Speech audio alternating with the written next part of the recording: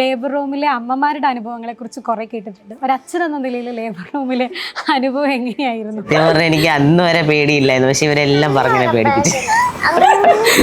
നമുക്കറിയാലോ, ആ ഒരു കരച്ചിൽ കേൾക്കുമ്പോൾ ആ ഒരു സമയത്ത് ഉണ്ടാകുന്ന ആ ഒരു കരച്ചിൽ, ആ ഹോസ്പിറ്റലിൽ മുഴുവൻ അമ്മ ഇപ്പോഴും പറയും അതൊക്കെ അവിടെ ഹോസ്പിറ്റലിൽ കിടങ്ങുന്ന കരച്ചിലായിരുന്നു. അവിടെ ഇവനേക്കാളും കൂടുതൽ ഒരു ഫാമിലി എന്നുള്ളൊരു ഇത് എനിക്കായിരുന്നു. ഞങ്ങൾ ഇപ്പോഴും അങ്ങനെ തന്നെയാണ് ജീവിക്കുന്നത്. വേറെയുള്ളവർക്കോ അല്ലെങ്കിൽ മറ്റുള്ളവർക്കോ ഒരു ബുദ്ധിമുട്ടിനും പോകാതെ ഞങ്ങളുടെ ലൈഫ് ഞങ്ങൾക്ക് ഹാപ്പി ആവുക എന്നുള്ളതായിരുന്നു. സോ അതിൽ ഞങ്ങൾ 100% ഹാപ്പിയാണ്. ഞാൻ പിന്നെ സോഷ്യൽ മീഡിയയിൽ ആക്റ്റീവ് ആകുന്നതെന്ന് വെച്ച് കഴിഞ്ഞാൽ പലർക്കുള്ള ഡൗട്ടാണ് നമ്മൾ എങ്ങനെയാണ് നമ്മുടെ ലൈഫ് എന്നുള്ളത്. സോ എല്ലാവരും കാണട്ടെ എന്നുള്ള രീതിയിൽ മാത്രമാണ് ഞാൻ വീഡിയോസ് ഇടുന്നതും ഞാൻ സോഷ്യൽ മീഡിയയിൽ അപ്ലോഡ് ചെയ്യുന്നതും. പിന്നെയെന്ന് പറഞ്ഞാൽ ഞാൻ തന്നെയാണ് ഓൾ ഇൻ ഓൾ വീട്ടിൽ. അങ്ങനെ ഈ ഒരു ഡാൻസ് ലെവലിലും നല്ല ലെവലിൽ മുന്നോട്ട് വന്ന ആളുകൾക്ക് വേദികൾ കിട്ടുന്നില്ല എന്ന് എനിക്ക് പലപ്പോഴും തോന്നിയിട്ടുണ്ട്. ആ ഒരു ഇതേ ഉള്ളൂ. അല്ലാതെ നിറത്തിൻ്റെ പേരിലും ഒന്നും എന്നെ ഇതുവരെ എനിക്ക് അങ്ങനെ മാറ്റി നിർത്തുക അങ്ങനത്തെ കാര്യങ്ങളൊന്നും ഉണ്ട്. ആകെ ഒരു ജീവിതമേ ഉള്ളൂ, അത് മറ്റുള്ളവർക്ക് വേണ്ടി ജീവിച്ചു തരണം. പിന്നെ എന്തിനു കൊള്ളാം ആലോചിച്ച് നോക്കിക്കേ. സ്കൂൾ ലെവലിലൊക്കെ പോകുമ്പോൾ വേറെയുള്ള പിള്ളേരൊക്കെ പറഞ്ഞ് അങ്ങനെയൊക്കെ അറിയുമ്പോഴായിരിക്കുമല്ലോ അതിനെക്കുറിച്ചുള്ള ചോദ്യങ്ങളൊക്കെ വരിക. പിന്നെയെന്ന് പറഞ്ഞാൽ നമുക്ക് ഒന്നും എന്താ പറയുക, നമുക്ക് നടന്ന കാര്യങ്ങൾ പറയാനല്ലേ പറ്റുള്ളൂ, അല്ലാതെ നമുക്ക് കള്ളം പറയേണ്ട കാര്യങ്ങളൊന്നും ഇല്ലല്ലോ. സോ നമ്മളെല്ലാം പറഞ്ഞു കൊടുക്കും, അത്രേ ഉള്ളൂ. അല്ലാതെ നമ്മൾ അതിനായിട്ട് പ്രിപ്പയർ ആയിട്ടൊന്നുമില്ല. ഇങ്ങനെ പറഞ്ഞു കൊടുക്കണം അല്ലെങ്കിൽ ഇങ്ങനെ ചെയ്തു കൊടുക്കണമെന്നൊന്നുമില്ല. എന്താ കാര്യങ്ങൾ പറഞ്ഞ് മനസ്സിലാക്കി കൊടുത്ത് വളർത്തുക, അത്രേ ഉള്ളൂ.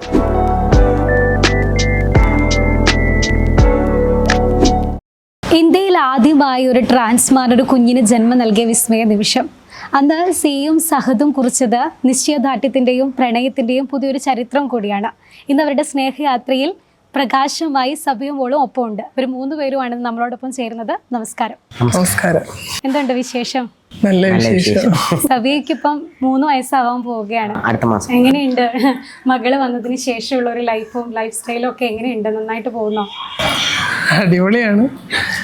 വിചാരിച്ചതിനേക്കാളും അപ്പുറമാണ്. ഒരു എന്താ പറയുക, വേറൊരു തലത്തിലോട്ട് ലൈഫ് മാറിയെന്ന് വേണം പറയാനായിട്ട്. നമ്മൾ ഈ ലേബർ റൂമിലെ അമ്മമാരുടെ അനുഭവങ്ങളെ കുറിച്ച് കുറെ കേട്ടിട്ടുണ്ട്. ഒരു അച്ഛൻ എന്ന നിലയിൽ ലേബർ റൂമിലെ അനുഭവം എങ്ങനെയായിരുന്നു? സത്യം പറഞ്ഞാൽ എനിക്ക് അന്ന് വരെ പേടിയില്ലായിരുന്നു, പക്ഷെ ഇവരെല്ലാം പറഞ്ഞെ പേടിപ്പിച്ചു. പിന്നെ എൻ്റെ അമ്മ ഉണ്ടായിരുന്നു എൻ്റെ കൂടെ. അപ്പൊ അതുകൊണ്ട് കുറച്ച് എനിക്ക് സത്യം പറഞ്ഞ ബോധമില്ല സത്യം പറഞ്ഞ. പക്ഷെ എല്ലാം കാണാം, എൻ്റെ ഒരു ഡെലിവറി മാത്രമേ ഉള്ളൂ മോർണിംഗ്. ശരിക്കും ആ ദിവസം എങ്ങനെ ഓർത്തെടുക്കാൻ പറ്റുന്നുണ്ടല്ലോ. പിന്നെ ഇപ്പോഴും ഞാൻ ആലോചിക്കും, സെബീനെ കാണുമ്പോഴൊക്കെ ഞാൻ ആലോചിക്കും. ആ ഒരു സമയം വല്ലാത്തൊരു എക്സ്പീരിയൻസ് ആണ്. എനിക്ക് കാണാൻ പറ്റുമായിരുന്നു. അപ്പൊ അത് പിന്നെ നമുക്കൊരു സമയം നമുക്ക് ബോധം പോകും. പിന്നെ ഹാപ്പി മൊമെന്റ് ആയിരുന്നു, പക്ഷെ പെയിനാണ് കൂടുതൽ. സെബിയനെ ജനിച്ച ആദ്യം നിങ്ങളുടെ കയ്യിലേക്ക് ഞാനല്ല, സിയെ ഫസ്റ്റ് കൈപ്പറ്റി. ശരിക്കും ആ ഒരു നിമിഷം ഓർത്തെടുക്കാൻ പറ്റുന്നുണ്ട്. അമ്മയാണോ? കാരണം എനിക്ക് കാണിച്ചു തന്നിട്ട് കൊണ്ടുപോയി, അമ്മ കൈ തരത്തില്ല. എങ്ങനെയുണ്ടായിരുന്നു സബിയനെ ആദ്യം? അത് വല്ലാത്തൊരു മൊമെന്റ് ആയിരുന്നു. കാരണം അന്ന് മെഡിക്കൽ കോളേജിൽ ബിയുടെ ബർത്ത് മാത്രം ആ ഒരു സമയത്ത് നടന്നത് മോർണിംഗിൽ. ബാക്കിയുള്ള എല്ലാ കേസുകളും അവർ അങ്ങോട്ടേക്ക് മാറ്റി വെച്ചിട്ട് എല്ലാ ഡോക്ടർമാരും ഇവരുടെ അടുത്തുണ്ടായിരുന്നു. ബാക്കിയുള്ള അന്ന് അവിടുത്തെ ഗൈനക്കോളജിസ്റ്റുകളെല്ലാം ഒരുവിധം സഹദിൻ്റെ ഡെലിവറിയുടെ സമയത്ത് ഇവൻ്റെ കൂടെ ഉണ്ടായിരുന്നു.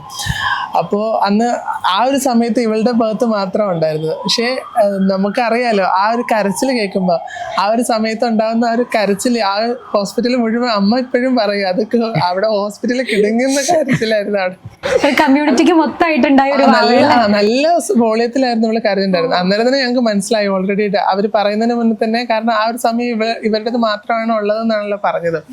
സോ അപ്പൊ ഞങ്ങൾക്ക് കൺഫേം ആയി ആൾ തന്നെയാന്നുള്ളത്. അപ്പൊ ആ ഒരു സമയം വല്ലാത്തൊരു മൊമെന്റ്, അത് പറഞ്ഞറിയിക്കാൻ പറ്റത്തില്ല. അത് ഫീൽ ചെയ്യുമ്പോഴേ അത് മനസ്സിലാവത്തുള്ളൂ അതിൻ്റെ ഒരു ഇത്. കുഞ്ഞിനെ വളർത്തുമ്പോൾ സ്വാഭാവികമായിട്ടും ഇപ്പം പാരന്റിങ് ഭയങ്കര ഇമ്പോർട്ടൻ്റ് ആണല്ലോ. ഇപ്പം ആളുകളൊക്കെ ഒരു കുഞ്ഞിനെ കുറിച്ച് ആലോചിക്കുന്നത് വളരെ ചിന്തിച്ച് നമുക്ക് ഈ സമയത്ത് ഈ ഒരു ഘട്ടത്തിൽ കുഞ്ഞിനെ വളർത്താൻ പറ്റും ഒക്കെ ആലോചിച്ചാണ് അവരങ്ങനെ ഒരു പ്രഗ്നൻസിയിലേക്കും കുഞ്ഞിനെ നോക്കുന്ന ഒരു ഘട്ടത്തിലേക്കൊക്കെ എത്തുന്നത്. ശരിക്കും നിങ്ങളൊരു തീരുമാനം, അങ്ങനെ ഒരു തീരുമാനം എടുക്കാമെന്ന് നിങ്ങൾക്ക് തോന്നിയത് ഏത് ഘട്ടത്തിലാണ്? നമുക്കൊരു കുഞ്ഞ് വേണം, നമ്മുടേതായ ഒരു ഫാമിലി വേണം, അങ്ങനെയൊക്കെ തോന്നിയത് ഒരു ഏത് ഘട്ടത്തിലായിരിക്കും? അത് നമ്മൾ രണ്ടുപേരും ഒറ്റയ്ക്ക് താമസിച്ച ഒരു സമയത്തായിരുന്നു. ഞാനൊരു ഡിപ്പെൻഡഡ് ആയിരുന്നു, ഇവളും അവരമ്മയുടെ അടുത്തുണ്ടായിരുന്നു. അപ്പൊ ഞങ്ങൾ രണ്ടും ഇറങ്ങിയ സമയത്താണ് നമ്മൾ മാത്രം ഒരൊറ്റ വീട്ടിൽ. അപ്പൊ അങ്ങനെ നമ്മൾ മാത്രമേ ഉള്ളൂ. ജോലിക്ക് പോകും, തിരിച്ചു വരും, വീണ്ടും ഉറങ്ങും, രാവിലെ എണീച്ച് വീണ്ടും. അപ്പൊ അങ്ങനെയാണ് ആ ഒരു ഡിസിഷൻ എടുത്തത്. ഇവനേക്കാളും കൂടുതൽ ഒരു ഫാമിലി എന്നുള്ളൊരു ഇത് എനിക്കായിരുന്നു. എനിക്ക് എന്താ പറയുക, ഫാമിലിയിൽ നിന്നൊക്കെ വന്ന സമയത്ത് നമുക്കും ഒരു ഫാമിലി വേണം, അല്ലെങ്കിൽ എനിക്കൊരു ഫാമിലി ആയിട്ട് ജീവിക്കണം എന്നൊക്കെ ഉള്ളൊരു ഇതുണ്ടായിരുന്നു. ആ സമയത്ത് ഇവന് ഭയങ്കര ബുദ്ധിമുട്ടായിരുന്നു ആ ഒരു കാര്യം ഞാൻ ഇവനോട് പറഞ്ഞ സമയത്ത്. പക്ഷെ പിന്നീട് ആൾ ഓക്കെ ആയി. അല്ല അത് പെട്ടെന്ന് ആരും അക്സെപ്റ്റ് accept ചെയ്യാൻ ബുദ്ധിമുട്ട്. സ്വാഭാവികമായിട്ട് നമ്മളൊരു ട്രാൻസ്ഫോർമേഷനിലേക്ക് നടന്നുകൊണ്ടിരിക്കുകയാണ്. അതല്ല ഞാൻ ഹോർമോണൊക്കെ എടുത്തുകൊണ്ടിരിക്കുന്ന സമയത്താണ് ഇവിടെ വന്ന് പറയുന്നത്. ശരിക്കും ആ റിസ്ക് ഏറ്റെടുക്കാൻ കുറെ ആലോചിച്ച് കാണില്ലേ? അല്ല ഹോർമോൺ എടുത്തോണ്ടിരിക്കുന്ന സമയത്ത് നമുക്കൊന്നും ചെയ്യാൻ പറ്റില്ല. ഓൾറെഡി പീരീഡ്സ് അവിടെ സ്റ്റോപ്പ് ആവുന്ന ഒരു ടൈമിംഗ് ആണ്. അപ്പൊ ആ സമയത്ത് ഇവിടെ വന്ന് പറഞ്ഞു കഴിഞ്ഞാൽ അതുകൊണ്ട് തന്നെ ബ്രസ്റ്റ് സർജറി ആ ഒരു സമയം കഴിഞ്ഞിട്ടുണ്ട്. അപ്പൊ ആ ഒരു ടെൻഷൻ ഞങ്ങൾക്ക് ഉണ്ടായിരുന്നു. പിന്നെ അതിലേറെ ഞങ്ങൾക്ക് ഉണ്ടായ പേടി എന്ന് പറഞ്ഞാല് ഞങ്ങൾക്ക് രണ്ടുപേർക്കും ഹോർമോണൊക്കെ എടുത്ത് സർജറികളും കഴിഞ്ഞ് ആൾക്കാരായതുകൊണ്ട് ഇനി കുഞ്ഞിന് എന്തെങ്കിലും ബാധിക്കോ അല്ലെങ്കിൽ അങ്ങനെ ഒരു ഭയങ്കര ബുദ്ധിമുട്ടോ ഞങ്ങൾക്ക് ടെൻഷനും നല്ലപോലെ ഉണ്ടായിരുന്നു. പക്ഷെ ദൈവം സഹായിച്ച് ഒരു ബുദ്ധിമുട്ടില്ല, എല്ലാം കൂടുതലുണ്ട്. ഈ ട്രാൻസ് കമ്മ്യൂണിറ്റി തന്നെ കുഞ്ഞുങ്ങൾ വേണമെന്നൊക്കെ ആഗ്രഹിക്കുന്ന കുറെ കപ്പിൾസ് ഉണ്ട്. അവർക്ക് കുട്ടി വേണമെന്നൊക്കെ ഉണ്ടാവും. ചിലപ്പോൾ ഇതിന്റെ ഓപ്ഷൻസ് എത്രത്തോളം ഉണ്ടെന്നൊരു അറിവില്ലായ്മയും ചിലപ്പോൾ അവർക്ക് ഉണ്ടാകും. അപ്പം നിങ്ങളിങ്ങനൊരു നിങ്ങളെ ലൈഫിൽ ഒരു കുട്ടി വന്നു, നിങ്ങൾ അത്തരം തീരുമാനങ്ങൾ എടുത്ത് ശരിക്കും കമ്മ്യൂണിറ്റി കൊടുക്കുന്ന ഒരു എന്തെങ്കിലും സന്ദേശം കൂടി ഇതിലുണ്ടായിരുന്നു? അല്ല, അങ്ങനെയില്ല. ഞങ്ങൾ തീർച്ചയായും ഞങ്ങളുടെ പേഴ്സണൽ ലൈഫ്, ഞങ്ങളുടെ ഒരു ഫാമിലി ലൈഫ് എന്നുള്ളൊരു ഉദ്ദേശത്തോടു കൂടി മാത്രം തന്നെയാണ് ഞങ്ങൾ ഇങ്ങനെ കണ്ടത്. അല്ലാതെ പബ്ലിക്കായിട്ട് അല്ലെങ്കിൽ ഇങ്ങനെ ഇതാവണമെന്ന് വിചാരിച്ചിട്ടല്ല ഞങ്ങൾ ചെയ്തത്. ഞങ്ങളുടേതായിട്ടുള്ള ഒരു ഫാമിലി ലൈഫ്, ഞങ്ങളുടെ ഒരു ഇടം, ഞങ്ങൾ ഇപ്പോഴും അങ്ങനെ തന്നെയാണ് ജീവിക്കുന്നത്. വേറെയുള്ളവർക്കോ അല്ലെങ്കിൽ മറ്റുള്ളവർക്കോ ഒരു ബുദ്ധിമുട്ടിനും പോകാതെ ഞങ്ങളുടെ ലൈഫ് ഞങ്ങൾക്ക് ഹാപ്പി ആവുക എന്നുള്ളതായിരുന്നു. സോ അതിൽ ഞങ്ങൾ 100% ഹാപ്പിയാണ്. അല്ല എല്ലാ കപ്പിൾസും അങ്ങനെ ആയിരിക്കണമെന്നില്ല. ചിലപ്പോൾ റിലേഷൻഷിപ്പിൽ നിന്ന് മാറിപ്പോകുന്നവരുണ്ട്. അപ്പം നല്ല ആലോചിച്ചിട്ട് എടുക്കേണ്ട ഒരു തീരുമാനമാണ് കുട്ടി എന്നുള്ളത്. വളരെ ചിന്തിച്ച് അത് എടുത്തു കഴിഞ്ഞാല് പണി കിട്ടും. നമ്മൾ വിചാരിക്കുന്ന പോലത്തെ ബുദ്ധിമുട്ടില്ല. നമുക്ക് പുറമേ നിന്ന് കാണുന്ന സമയത്ത് ഒരു കുഞ്ഞ്, ഇപ്പം പലരും പറയുന്നത് കേട്ടിട്ടുണ്ട്, അങ്ങനെയാണ് കുഞ്ഞുങ്ങൾ ഉണ്ടായ വീട്ടിൽ ഭയങ്കര ഇതാണ്, ഒച്ചയും ബഹളം പാടും. പക്ഷെ അതിന് അങ്ങനെ ആക്കി എടുക്കാന്ന് പറയുന്നത് വലിയൊരു ടാസ്ക്കാണ്, ചെറിയൊരു ബുദ്ധിമുട്ടല്ല. അത് ഞങ്ങൾ രണ്ടുപേരും അത് ഫീൽ ചെയ്ത ഒരു കാര്യം. ആരാ ഈക്വലി കുട്ടീനെ നോക്കുക? ഇപ്പൊ സിയ ആണെങ്കിൽ നർത്തകിയാണ്, സ്വാഭാവികമായിട്ടും ഒരുപാട് പ്രോഗ്രാംസിനൊക്കെ പോകേണ്ടി വരും. സഹദും ജോലി ചെയ്യുന്നുണ്ട്. അപ്പൊ എങ്ങനെയാ ഇവളെ മാനേജ് ചെയ്യുന്നത്? അമ്മയാണ് മാനേജ് ചെയ്യുന്നത്. അവിടെ സാധാരണ ഞാൻ ക്ലാസ്സിനൊക്കെ പോകുന്ന സമയത്ത് വീട്ടിൽ തന്നെ ഉണ്ടാകുന്നത്. അപ്പോ ഞങ്ങൾ രണ്ടുപേരും ജോലിക്കാരായി. ഇവരും ജോലിക്ക് പോകുന്നുണ്ട്. ഞാൻ ഇപ്പൊ ആള് പുറത്തോട്ട് പോകാൻ നിൽക്കുന്നതുകൊണ്ട് ഇപ്പം ജോലിക്ക് പോകുന്നില്ല, വീട്ടില് കുഞ്ഞിന്റെ കൂടെ ഉണ്ട്. ഇപ്പൊ ഞാനാണ് എന്റെ പ്രൊഫഷനായിട്ട് ഞാൻ പോകുന്നോണ്ട് വീട്ടിലാണ്. അമ്മയാണ് ഏറ്റവും കൂടുതൽ സമയം അവളുടെ കൂടെ ഉള്ളത്. ഞങ്ങളുടെ ഒരു സങ്കടം അതാണ് എനിക്കുള്ളത്. അവളുടെ കൂടെ സമയം സ്പെൻഡ് ചെയ്യാൻ പറ്റില്ല. കാരണം നമുക്ക് ബാക്കിയുള്ള കാര്യങ്ങൾ നോക്കണമല്ലോ.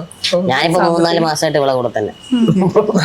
പിന്നെ അനിയത്തി ഉണ്ട്, അമ്മയുണ്ട്, ചേട്ടനൊക്കെ ഉണ്ട്, എല്ലാരും കളിപ്പിക്കാൻ. ശരിക്കും കുടുംബത്തിന്റെ പിന്തുണ ഭയങ്കര വലിയ ഒരു. തീർച്ചയായിട്ടും. കാരണം നമ്മൾ എവിടെയെങ്കിലും പോയി കഴിഞ്ഞാൽ ഇവള് പിന്നെ നമ്മൾ അമ്മയുടെ അടുത്ത് ആക്കിക്കൊണ്ട് നമ്മൾ സേഫാണ്. പിന്നെ എല്ലാരും ഉണ്ടല്ലോ, നമ്മളിപ്പോ ഇല്ലെങ്കിൽ അവള് അമ്മയുടെ അടുത്ത് നിന്നോളും. അവർക്ക് അതുകൊണ്ടാണ് ഞാൻ പറഞ്ഞത്, ഇങ്ങനെ ഈ കുഞ്ഞെന്നുള്ള ഒരു കാര്യം ചിന്തിക്കുമ്പം നമുക്കൊരു നന്നായിട്ട് ആലോചിക്കണം. കാരണം ഇപ്പൊ സിംഗിൾ പാരന്റ് ആയിട്ട് നോക്കുന്നവരൊക്കെ ഉണ്ട്. പക്ഷെ അത് ഓരോ സാഹചര്യങ്ങൾ അവർക്കും ചിലപ്പോൾ ബുദ്ധിമുട്ടുകൾ അവർ അനുഭവിക്കുന്നുണ്ടാവും. അത് ആരും അറിയുന്നില്ല എന്നേ ഉള്ളൂ. അപ്പം നമുക്ക് ആരെങ്കിലുമൊക്കെ ഫാമിലി കൂടെ ഉള്ളതുകൊണ്ടാണ് ഞങ്ങള് ഇത്ര ഹാപ്പി ആയിട്ട് കൂടെ പോകുന്നത് കേട്ടോ. സഹദം നിങ്ങൾ നടത്തിയ വലിയ നിയമ പോരാട്ടത്തിന്റെ ഒരു വാർത്തയിലൊക്കെ വലിയ ചർച്ചയായിരുന്നു. ഈ ബർത്ത് സർട്ടിഫിക്കറ്റിൽ അമ്മ അച്ഛൻ എന്നതിന് പകരം പാരന്റ്സ് എന്നാക്കണം എന്നുള്ള ഒരു നിയമ ഭേദഗതിയൊക്കെ കൊണ്ടുവന്ന് നിങ്ങളുടെ നിയമ പോരാട്ടത്തിലൂടെയാണ്. ശരിക്കും എന്തായിരുന്നു അങ്ങനെ ഒരു നിയമ പോരാട്ടത്തിന് ഇറങ്ങാം, അല്ലെങ്കിൽ അങ്ങനെ ഒരു മാറ്റം വേണം എന്നൊക്കെ തോന്നാനുള്ള ഒരു റീസൺ എന്തായിരുന്നു? ശരിക്കും റീസൺ എന്ന് പറയുമ്പോൾ ആദ്യമൊക്കെ അവർ തരുമെന്ന് പറഞ്ഞു, പിന്നെ അവര് അല്ലേ കോർപ്പറേഷൻകാര് തരത്തില്ലെന്ന് പറഞ്ഞു, നമുക്ക് തരുമെന്ന് പറഞ്ഞു, പിന്നെ ഉള്ളവർക്ക് കൊടുക്കത്തില്ലെന്ന് എന്തോ അവര് പറഞ്ഞു. അതിനുശേഷമാണ് നമ്മൾ പിന്നെ കേസാക്കി. എല്ലാവർക്കും അത് വേണം. കാരണം ഈ ഒരു നമ്മുടെ ഒരു ന്യൂസ് വന്ന സമയത്ത് ഒരുപാട് പേര് ഞങ്ങളായിട്ട് സംസാരിച്ചു. എല്ലാവർക്കും ആഗ്രഹമുള്ള ആളുകളുണ്ട്.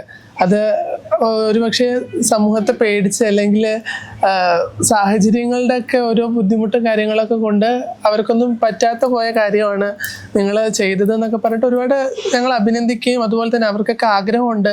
അപ്പം ഇവൻ ഒരുപാട് പേര് ഞങ്ങളടുത്ത് അങ്ങനെ സംസാരിച്ചു. ഒരുപാട് മെസ്സേജുകളായിട്ട് നേരിട്ട് ഞങ്ങളോട് ഒരുപാട് പേര് പറഞ്ഞു. അപ്പോൾ ഞങ്ങൾക്കും ആഗ്രഹമുണ്ട്, ഒരുപക്ഷെ സാഹചര്യം ഒത്തു വന്നാൽ അവർക്കും ആവുമല്ലോ. അപ്പം ഞങ്ങൾ വിചാരിച്ചു എന്തായാലും അപ്പോൾ ഇങ്ങനെ ഒരു നിയമം കൊണ്ടുവന്നു കഴിഞ്ഞാൽ സത്യം പറഞ്ഞാൽ ഞങ്ങൾ നേരെ തിരിച്ച്, അതായത് അമ്മയുടെ സ്ഥാനത്ത് എൻ്റെ പേരും ഫാദറിൻ്റെ സ്ഥാനത്ത് സാദിൻ്റെ പേരും കൊണ്ടുവരണമെന്നായിരുന്നു ഞങ്ങൾ ആഗ്രഹിച്ചത്. പക്ഷേ അതിനൊരു ബുദ്ധിമുട്ട് അവർ അറിയിച്ച സമയത്താണ് പിന്നെ നമ്മൾ പാരൻസ് എന്നുള്ള ലെവലിലോട്ട് ആക്കാന്നുള്ളൊരു രീതിയിൽ പിന്നെ നമ്മൾ കേസ് മുന്നോട്ട് കൊണ്ടുപോകും. സോ അത് സക്സസ്ഫുള്ളി ആയി. പക്ഷേ നമുക്ക് ബർത്ത് സർട്ടിഫിക്കറ്റ് ഇതുവരെ കയ്യിലോട്ട് കിട്ടിയിട്ടില്ല. കോഴിക്കോട് കോർപ്പറേഷൻ്റെ അവിടുന്ന് പ്രോസസ്സിങ്ങിലാണ്. അതൊരു പുതിയൊരു മാറ്റം വരണമല്ലോ. അവരുടെ ഈ സിസ്റ്റത്തിലൊക്കെ എല്ലാം മാറി മാറി വരേണ്ടതാണ്. സോ അതിൻ്റെ ഒരു കാലതാമസം എടുക്കുന്നുണ്ട്. നിങ്ങൾ ശരിക്കും രജിസ്റ്റർ ചെയ്തിട്ടില്ല വിവാഹം? ഇല്ല. ട്രാൻസ്ജെൻഡേഴ്സിന്റെ വിവാഹവും ശരിക്കും നിയമപരമായിട്ട് നിയമ ഭേദഗതിയൊന്നും അതിലും കൃത്യമായി വന്നിട്ടില്ല. അത്തരം നിയമ പോരാട്ടത്തിലേക്ക് ഉണ്ട്. ഇപ്പൊ അതിന്റെ ഒരു ഇതിൽ തയ്യാറെടുപ്പ് ശരിക്കും അങ്ങനെ ഒരു നിയമ മാറ്റം വേണമെന്ന് ശരിക്കും തോന്നുന്നു. നമ്മള് വക്കീലിനോട് സംസാരിച്ചിട്ടുണ്ടായിരുന്നു ആ കാര്യം. നിങ്ങളുടെ കമ്മ്യൂണിറ്റി തന്നെയുള്ള ഒരു വക്കീലാണ് ഈ ബർത്ത് സർട്ടിഫിക്കറ്റിന്റെ കാര്യത്തിലും ആള് എന്താ പറയാ, നമ്മളടുത്ത് ഫീസോ കാര്യങ്ങളൊന്നും വാങ്ങിക്കാതെ ആളങ്ങ് ഏറ്റെടുത്ത് നടത്തിയ കേസായിരുന്നു അത്. കാരണം ആളുടെ കമ്മ്യൂണിറ്റിയിലുള്ളൊരു കേസാണ്. സോ നമ്മുടെ കമ്മ്യൂണിറ്റിയിലുള്ള എല്ലാവർക്കും ഉപകാരപ്പെടുന്ന ഒരു കേസും കൂടെ ആയതുകൊണ്ട് ആള് സ്വമേധയാ തുനിഞ്ഞിറങ്ങിയതാണ് ഈ കേസിന് വേണ്ടിയിട്ട്. ആളാണ് ഈ ഒരു ഇതിന്റെ സക്സസ് എത്തിക്കാൻ ആളാണ് ഏറ്റവും കൂടുതൽ കഷ്ടപ്പെട്ടത്. കാരണം ഞങ്ങൾ ഒന്നും അറിഞ്ഞിട്ടില്ല. കേസുമായിട്ട് ഒരു കാര്യത്തിന് ഞങ്ങൾ വിളിക്കുകയോ അല്ലെങ്കിൽ ചോദിക്കുകയോ പറയുകയൊന്നും ചെയ്തിട്ടില്ല. പോലും പോകത്തില്ല. വിളിച്ചു പറയും ഇന്ന ഡേറ്റിനാണ് 29, 28 ഇങ്ങനെയുണ്ട് സിയാന്ന് ഞങ്ങൾ അപ്ഡേറ്റ് ചെയ്യും. പക്ഷെ ഒരു കാര്യങ്ങളും എന്താ പറയാ, എന്താ അങ്ങനെ ചെയ്യണോ ഇങ്ങനെ ചെയ്യണോ ഞങ്ങൾക്ക് ഓടേണ്ടി വന്നിട്ടില്ല. ആള് കുറെ ഓടി അത് സക്സസ് ആക്കി തന്നു എന്ന് വേണം പറയാനായിട്ട്. നിങ്ങൾ രണ്ടുപേരും കുറെ കൊല്ലമായിട്ട് റിലേഷൻഷിപ്പിലാണ്. ഇപ്പോൾ ഒരു കുഞ്ഞ് നിങ്ങളുടെ ജീവിതത്തിലേക്ക് വന്നു. ഈ ഒരു ഘട്ടത്തിൽ കുറെ പ്രതിസന്ധി ഘട്ടങ്ങളിലൂടെ നിങ്ങൾ രണ്ടുപേരും കടന്നുപോയിട്ടുണ്ടാകും സ്വാഭാവികമായിട്ടും. ഏതെങ്കിലും ഒരു ഘട്ടത്തിൽ ഇത് വിട്ടുപോകും, അങ്ങനെ ഒരു ഭയമോ അങ്ങനെ ഒരു സാഹചര്യമൊക്കെ ഉണ്ടായിട്ടുണ്ടോ? അങ്ങനെ ഉണ്ടെങ്കിൽ അതിന് നിങ്ങൾ എങ്ങനെയാണ് ശരിക്കും അതിജീവിച്ചത്? അങ്ങനെ നമ്മൾ ചിന്തിച്ചിട്ട് പോലും ഇല്ല. പിന്നെ ഞങ്ങള് വന്ന ശേഷം അടിവെക്കാൻ സമയം കിട്ടിയിട്ടില്ല സത്യം പറഞ്ഞാല്. അതിനു മുന്നേ ഞങ്ങള് സ്ഥിരം അടിയാ. സത്യം സീരിയസ്ലി എല്ലാ കപ്പിൾസിനെയും പോലെ അല്ല, അല്ലെങ്കിൽ എല്ലാ ഫാമിലിയെ പോലെ ഞങ്ങളുടേതായിട്ടുള്ള തീർച്ചയായിട്ടും ഞങ്ങളുടേതായിട്ടുള്ള സ്വരച്ചേർച്ചകളുണ്ട്, ഞങ്ങളുടേതായിട്ടുള്ള അടിയും പിടിയും ബഹളങ്ങളും ഉണ്ട്. ഈ സ്വാഭാവികമായിട്ടേ പ്രസവശേഷം ഈ പോസ്റ്റ്മോർട്ടം ഡിപ്രഷൻ പോലുള്ള കാര്യങ്ങളൊക്കെ സ്ത്രീകളെ സംബന്ധിച്ച് അവർ നേരിടാറുണ്ടല്ലോ. സഹദിനും അത്തരം സന്ദർഭങ്ങൾ എന്തെങ്കിലും അതിജീവിക്കേണ്ടി? എനിക്കും അത്ഭുതം, അങ്ങനെ ഒരു സംഭവമേ ഉണ്ടായിട്ടില്ല. ശാരീരികമായിട്ടുള്ള ബുദ്ധിമുട്ടുകൾ മാത്രമേ ആ സമയത്ത് നേരിടേണ്ടി വന്നിട്ടുള്ളൂ. പെയിനൊക്കെ ഉണ്ടായിരുന്നു അവന്. പക്ഷെ അല്ലാതെ ഞാൻ കണ്ടിട്ടുണ്ട് ഈ സ്ത്രീകളെ വേറെ ആളുകളെ കുളിപ്പിക്കുന്നത്, അങ്ങനെ ഒരുപാട് അവര് ഭയങ്കരമായിട്ട് ബുദ്ധിമുട്ടൊന്നും ഞാൻ കണ്ടിട്ടുണ്ട്. എസ്പെഷ്യലി എന്റെ വീട്ടില് എനിക്ക് 5 സിസ്റ്റേഴ്സാണ് വീട്ടിലുള്ളത്. സോ ഞാൻ അവരുടേത് ഒക്കെ കണ്ടിട്ടുമുണ്ട്, അനുഭവത്തിൽ ഞാൻ വേറെ കുറെ കണ്ടിട്ടുണ്ട്. പക്ഷെ ഇവന് അങ്ങനൊന്നും ഒരു കൂസലും ഇല്ലായിരുന്നു. ഇവന് അതെ ഡെലിവറി കഴിഞ്ഞ് വന്ന് പിറ്റേന്ന് വീട്ടിൽ വന്ന് അന്ന് തൊട്ട് ഒരു ലുങ്കി കൊടുത്തിട്ട് ബാത്റൂമിൽ പോക്കും അങ്ങനെ കുളി അങ്ങനെയൊക്കെ ഇത്ര ആളുകളും ചുറ്റിലുള്ളതും ഭയങ്കരമായിട്ട് ഹെൽപ്പ് ചെയ്തു. സിയും സിയുടെ ഒരു പെങ്ങളും പിന്നെ അമ്മയും മാത്രമേ ഉള്ളൂ. പിന്നെ അമ്മ കൂടെ അല്ല, അമ്മ 28 ദിവസം ഉണ്ടായിരുന്നു. അമ്മ ഉണ്ടായിരുന്നു വീടല്ലേ, ആര് വരായിരുന്നു. പിന്നെ ഡോക്ടർമാരെ കുറച്ച് എന്താ കൗൺസിലിംഗ് എന്നൊക്കെ പറഞ്ഞു വന്നിട്ടുണ്ട്. പക്ഷെ എനിക്കൊന്നും പറയാനില്ല. അതൊരു ഭാഗ്യാണല്ലേ. കാരണം ഞാന് റെസ്റ്റ് അല്ലേ, ഇവരല്ലേ നോക്കുന്നു സെബിയന്. പാലും കൊടുക്കാനില്ല. അതൊരു ബുദ്ധിമുട്ടായിട്ട് തോന്നിയിട്ടുണ്ടോ? ഇല്ലില്ല, കുറച്ച് ഫ്രീ ആയിരുന്നു ഞാൻ. അല്ലെങ്കിൽ പാതിരാത്രി 2 മണിക്ക് 3 മണിക്കൊക്കെ ചില ഗേൾസ് പാലൊക്കെ പൊടി വീട്ടിലെത്തി പിന്നെ പൊടിയാണല്ലോ കലക്കി കൊടുക്കണം. അപ്പൊ സിയ അമ്മയും 2 മണിക്കൂർ ഗ്യാപ്പ് ഇട്ട് ഞാൻ നല്ല ഉറക്കമായിരുന്നു. സിയെ സംബന്ധിച്ചിടത്തോളം ഒരു കുഞ്ഞിന്റെ അമ്മയാവുക എന്നുള്ളത് ഒരു വലിയ കാര്യമാണ്. എങ്ങനെയാണ് മുന്നേ നമുക്ക് എക്സ്പീരിയൻസ് ഒന്നും ഇല്ല കുഞ്ഞുങ്ങളെ വളർത്തിയിട്ട്?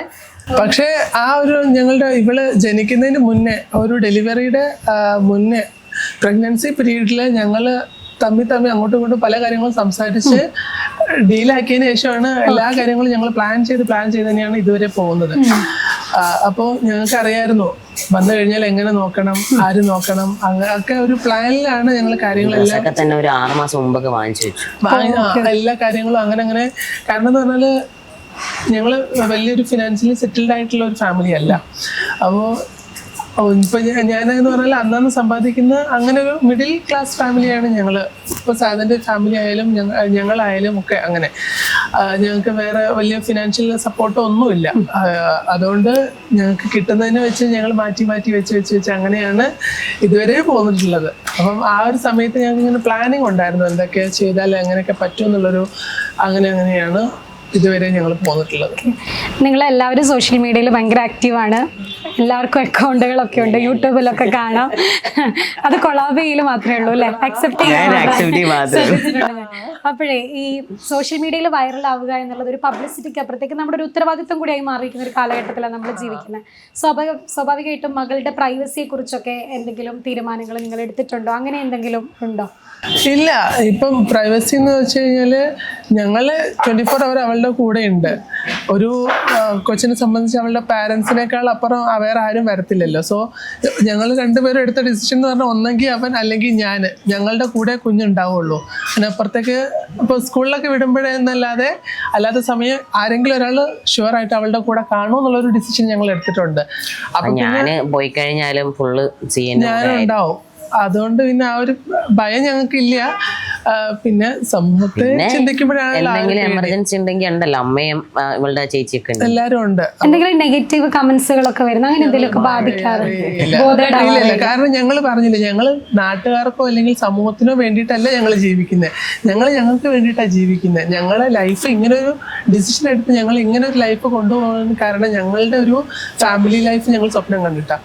സോ ഞങ്ങൾ വേറെ ആരെയും ബോധമായിട്ടാവേണ്ട ആവശ്യമില്ല എന്ന് ഞങ്ങൾക്ക് രണ്ടുപേർക്കും തോന്നിയിട്ടില്ല.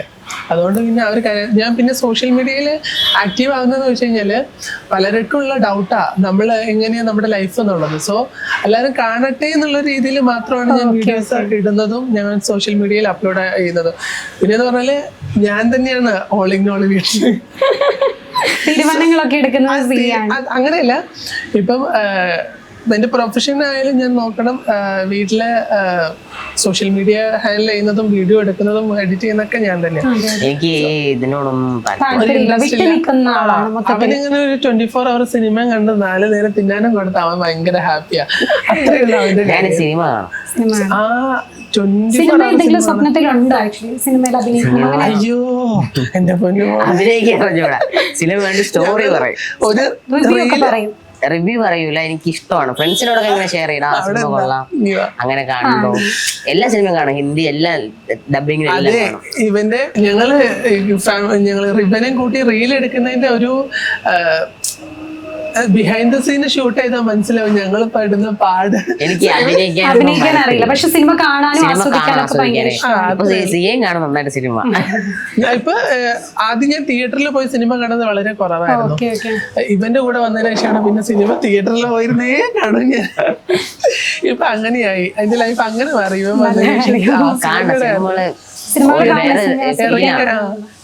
പിന്നെ ഈ ചില എനിക്ക് ഇഷ്ടപ്പെട്ട സിനിമ ചിലപ്പോ ഇവന് ഇഷ്ടപ്പെടത്തില്ല. ചില സിനിമകള് ഞാൻ ഒറ്റയ്ക്ക് ഇരുന്ന് പോയി കാണാൻ അത്രേ ഉള്ളു, അല്ലാതെ അടിപെടുന്നത് അതിന്റെ തമ്മിൽ വഴക്കം. ഞങ്ങൾ ചെറിയ ചെറിയ കാര്യങ്ങളൊന്നും വഴക്കെടുക്കും, വലിയ വലിയ കാര്യങ്ങൾ. സംബന്ധിച്ചിടത്തോളം ഡാൻസർ ആണ് ശരിക്കും. അപ്പം കുഞ്ഞുണ്ടായതിനു ശേഷം കുറച്ചും കൂടി സിയ ഡാൻസിൽ ഭയങ്കര ആക്റ്റീവ് ആയ പോലെ ഇൻസ്റ്റാഗ്രാമിലൊക്കെ ഫീൽ ചെയ്തു. എനിക്ക് ആക്റ്റീവ് ആവാൻ പറ്റുന്നില്ല, അതിന്റെ ഒരു സങ്കടം മാത്രമേ എനിക്ക്. വീട്ടിൽ കൊച്ചിനൊക്കെ കാരണം സമയമില്ല. ഇവിടെ നിന്ന് വിളിക്കുമ്പോ അടുത്ത ആള് വിളിക്കും, ഇന്ന സ്ഥലത്ത് വരണം. ഇപ്പൊ 3-4 ഷെഡ്യൂൾട്ടാണ്. പത്തനംതിട്ട പോവും, കോട്ടയം പോവും, തിരുവല്ല പോവും. 6 മാസം ഇവിടെ കിട്ടത്തില്ല. ഗ്രൂപ്പ് ഡാൻസ് പഠിപ്പിക്കാൻ പോകുന്നുണ്ട്. കൊറിയോഗ്രാഫി ചെയ്യുന്നുണ്ട്. അപ്പൊ ആ ഒരു സമയത്ത് ഞാൻ കുറച്ച് ഭയങ്കരമായിട്ട് സമയം കണ്ടെത്തി വരും കുഞ്ഞിനെ കാണാൻ വേണ്ടി. എങ്ങനെയായാലും ഞാൻ വീക്കിലി ആഴ്ചയിൽ എന്താ ശനി ഞായർ ഞാൻ എന്തായാലും വീട്ടിൽ പ്രസന്റ് ആവും. എന്റെ ചോദ്യേ, ഇപ്പൊ കുഞ്ഞിന് ബാലൻസ്, കുഞ്ഞുണ്ട് അതുപോലെ ഫംഗ്ഷനും ഉണ്ട്, രണ്ടും കൂടെ ബാലൻസ് ചെയ്യാൻ എങ്ങനെയാ ചെയ്യാൻ കുറച്ച് ബുദ്ധിമുട്ടായിട്ടുള്ളത് കൊണ്ട് ആ ഒരു വിശ്വാസത്തിലാണ് ഞാൻ ഓടുന്നത്. കാരണം ഇവൻ പിന്നെ വീട്ടിലിരിക്കാണല്ലോ പ്രശ്നം. ഡാൻസ് നൽകുന്ന ഒരു ആത്മവിശ്വാസം എത്രത്തോളമാണ്? പ്രതിസന്ധി ഘട്ടങ്ങളൊക്കെ നേരിടാൻ ഡാൻസ് എത്രത്തോളം സിക്ക് ഉപകാരമായിട്ടുണ്ട് ശരിക്കും? ഒരുപാട്. ഞാൻ ഏറ്റവും കൂടുതൽ കേൾക്കുന്ന പാട്ടുകൾ ചിലപ്പം എൻ്റെ ഈ ഡാൻസിന്റെ പാട്ടുകൾ തന്നെയായിരിക്കും. എൻ്റെ സാറിൻ്റെ ഭരതനാട്യം, ഹർഷൻ സാർ ആണ് എൻ്റെ ഗുരു. ഡോക്ടർ ഹർഷൻ സെബാസ്റ്റ്യൻ ആന്റണി, കാലിക്കറ്റാണ്. സാർ റെക്കോർഡ് ചെയ്ത് സാറ് കമ്പോസ് ചെയ്തിട്ടുള്ള ഒരുപാട് ഭരതനാട്യം സോങ്ങുകളുണ്ട്. അപ്പോൾ സാറ് കുറേ പാട്ടുകൾ എനിക്ക് ഷെയർ ചെയ്ത് തരും. ഇങ്ങനെ കുട്ടികളെ പഠിപ്പിക്കുന്നതിൻ്റെ ഭാഗമായിട്ട് എനിക്ക് സെൻഡ് ചെയ്തിട്ടുണ്ടോ. അതിൽ എനിക്ക് ഒരുപാട് ഇഷ്ടപ്പെട്ട പാട്ടുകളുണ്ട്. ഞാൻ അത് തന്നെയായിരിക്കും ഏറ്റവും കൂടുതൽ കേൾക്കുന്നത് ഈ സിനിമ. അല്ലാതെ ഈ ചില ആൾക്കാർ ഞാൻ കേട്ടിട്ടുണ്ട്, ഈ ഇമോഷണൽ സമയത്തൊക്കെ നമുക്കൊന്ന് റിക്കവർ ചെയ്യാൻ വേണ്ടിയിട്ട് സിനിമ പാട്ട് കേൾക്കും. പക്ഷെ ഞാൻ ഏറ്റവും കൂടുതൽ കേൾക്കുന്നത് പോയി മാഷിന്റെ പാട്ടെടുത്ത കാര്യം എനിക്ക് അന്നേരം എനിക്ക് കിട്ടുന്ന ഒരു വേറൊരു തീർച്ചയായിട്ടും. അത് എന്താ പറയാ, അത് ഇവൻ തന്നെ പറയുമായിരുന്നു, എന്തിനേക്കാളും വലുത് എനിക്ക് ഡാൻസ് തന്നെയാ. ഇപ്പം എത്ര കൊല്ലമായി ഡാൻസ് പഠിക്കാൻ തുടങ്ങിയിട്ട്? ഇപ്പൊ ഹർഷൻ സാറിന്റെ ഇപ്പൊ ഞാൻ ഒരു പ്രോപ്പർ ആയിട്ട് ഒരു ഗുരുവിന്റെ കീഴിൽ പഠിക്കാൻ തുടങ്ങിയിട്ട് ഏകദേശം ഒരു 8 വർഷമൊക്കെ ആയിട്ടേ ഉണ്ടാവുള്ളൂ. അപ്പൊ ഈ ഹർഷൻ സാറിന്റെ അടുത്ത് വന്നിട്ട് ഇപ്പൊ ഒരു 8 വർഷമൊക്കെ ആയിക്കാണ് ഞാൻ പ്രോപ്പറായിട്ട് പഠിക്കാൻ തുടങ്ങിയിട്ട്. സിയെ സംബന്ധിച്ചിടത്തോളം ഒരു നർത്തകി ആയതുകൊണ്ട് തന്നെ ഞാൻ ഒരു ചോദ്യം കൂടി ഇതൊന്നും അല്ലാതെ ബന്ധപ്പെട്ട് പുറത്തുനിന്ന് ചോദിക്കുകയാണ്. ഇപ്പൊ ഈ അടുത്ത് സത്യഭാമ എന്ന് പറയുന്ന ഒരു ഡാൻസർ ഒരു പരാമർശം നടത്തിയിട്ടുണ്ടായിരുന്നു. ഈ നിറവും സൗന്ദര്യവും ഒക്കെയാണ് ഡാൻസിന് വേണ്ടതെന്നൊക്കെ പറഞ്ഞാൽ അത്തരം വാദങ്ങളോടൊക്കെ സിയയ്ക്കുള്ളത് എങ്ങനെയാണ്? സിയ അങ്ങനെ എന്തെങ്കിലും പ്രശ്നങ്ങൾ നേരിടേണ്ടി വന്നിട്ടുണ്ടോ? ഒരിക്കലും ഇല്ല. എനിക്ക് എന്താ പറയാ, എനിക്ക് ഫീൽ ചെയ്തൊരു കാര്യം എന്ന് വെച്ചാല് വേദികൾ കിട്ടാൻ നമുക്ക് ഒരു നമ്മുടെ ജെൻഡർ ബേസിൽ എനിക്ക് പലപ്പോഴും തോന്നിയിട്ടുണ്ട് വേദി കിട്ടാൻ ഇച്ചിരി ബുദ്ധിമുട്ടായിട്ടുള്ളത് പോലെ എനിക്ക് തോന്നിയിട്ടുണ്ട്. കാരണം എന്നെക്കാളും നന്നായിട്ട് ഡാൻസ് ഒക്കെ ചെയ്യുന്ന നല്ല നല്ല ആർട്ടിസ്റ്റുകൾ ട്രാൻസ് കമ്മ്യൂണിറ്റിയിലുണ്ട് ഓൾറെഡി. സോ അപ്പം അവർക്കോ അല്ലെങ്കിൽ അങ്ങനെ ഈ ഒരു ഡാൻസ് ലെവലിലും നല്ല ലെവലിൽ മുന്നോട്ട് വന്ന ആളുകൾക്ക് വേദികൾ കിട്ടുന്നില്ല എന്ന് എനിക്ക് പലപ്പോഴും തോന്നിയിട്ടുണ്ട്. ആ ഒരു ഇതേ ഉള്ളൂ. അല്ലാതെ നിറത്തിന്റെ പേരിലും ഒന്നും എന്നെ ഇതുവരെ എനിക്ക് അങ്ങനെ മാറ്റി നിർത്തുക അങ്ങനത്തെ കാര്യങ്ങളൊന്നും ഉണ്ടായിട്ടില്ല. അത്തരം സംഭവങ്ങള് ഇതില് നോക്കേണ്ടതുണ്ടോ? ഇല്ല, അത് ഈ പറഞ്ഞ പോലെ എല്ലാം ഈ നാട്യശാസ്ത്രത്തിൽ ഇങ്ങനെ എന്താ പറയുക നർത്തകിക്ക് വേണ്ട ആകാര സുഷമകളെ കുറിച്ചൊക്കെ പറഞ്ഞിട്ടുണ്ടെന്നല്ലാതെ അതൊക്കെ നോക്കിപ്പോ ജീവിക്കുന്ന ആൾക്കാരുണ്ടോ? അല്ല, അത് നാട്യശാസ്ത്രം പോട്ടെ, അല്ലാതെ തന്നെ ഈ നോർമൽ ലൈഫിൽ എന്തെല്ലാം കാര്യങ്ങൾ പലരും എഴുതി വെച്ച പല കാര്യങ്ങളുണ്ട്. അത് നോക്കിയിട്ടാണോ എല്ലാവരും ജീവിക്കുന്നത്? അല്ലല്ലോ. ഇപ്പം ഈ പറഞ്ഞ പോലെ തന്നെ കറുത്ത കുട്ടികൾക്ക് എന്ത് ഭംഗിയായിട്ട് ഡാൻസ് ചെയ്യുന്നുണ്ട്. അവരുടേതായിട്ടുള്ള ആ ഒരു സ്ട്രെച്ചറിൽ അവര് ആ ഒരു സ്കിൻ ടോൺ വെച്ചിട്ട് തന്നെ ഇപ്പൊ എന്തോരം ആൾക്കാർ വൈറലായിട്ടുണ്ട് ഇല്ലേ? അത് അത്രേ ഉള്ളൂ. പിന്നെ ഈ പറയുന്നത് നോക്കണ്ട. പിന്നെ ഞാനെന്ന് വെച്ചാൽ അങ്ങനത്തെ ഞാൻ എൻ്റെ ഒരു ഇതെന്ന് വെച്ചാൽ പറയുന്നവർ എന്താന്ന് വെച്ചാൽ അവിടെ നിന്ന് പറയട്ടെ. ആ പറയുന്നത് എന്താ ചെയ്യാം, മറ്റുള്ള ആളുകൾക്ക് അതൊരു വളമായിട്ടേ മാറത്തുള്ളൂ. ഞാൻ ഒന്ന് ചെയ്താലേ മറ്റൊന്നിന് വളമാവുള്ളൂ എന്ന് പറഞ്ഞ പോലെ ചിന്തിക്കുന്ന ആളാ ഞാന്.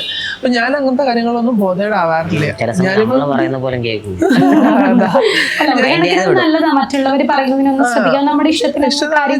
അല്ലേ ആകെ ഒരു ജീവിതമേ ഉള്ളൂ, അത് മറ്റുള്ളവർക്ക് വേണ്ടി ജീവിച്ചു തരണം. പിന്നെ എന്തിനു കൊള്ളാം ആലോചിച്ച് നോക്കിക്കേ. ഞാനിപ്പോ ഇവന്റെ കാര്യത്തിലായാലും എന്റെ കാര്യത്തിലായാലും അങ്ങനെ തന്നെയാ. ഞങ്ങൾ രണ്ടുപേരും അവന്റെ ഇഷ്ടത്തിനാണ്, ഞാൻ എന്റെ ഇഷ്ടത്തിന് ജീവിക്കുന്നത്.